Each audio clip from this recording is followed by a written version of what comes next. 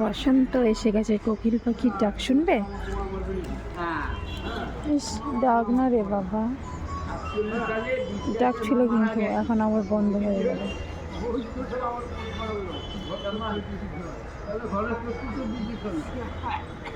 ইস, ডাক ছিল কিন্তু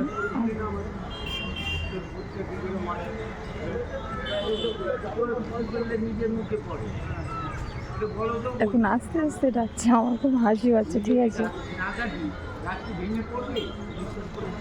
এই জোরে জোরে ডাকছিল। ঠিক আছে, যেই আমি ক্যামেরাটা অন করেছি তোমাদের শোনাবো বলে, আরও আস্তে আস্তে ডাকা।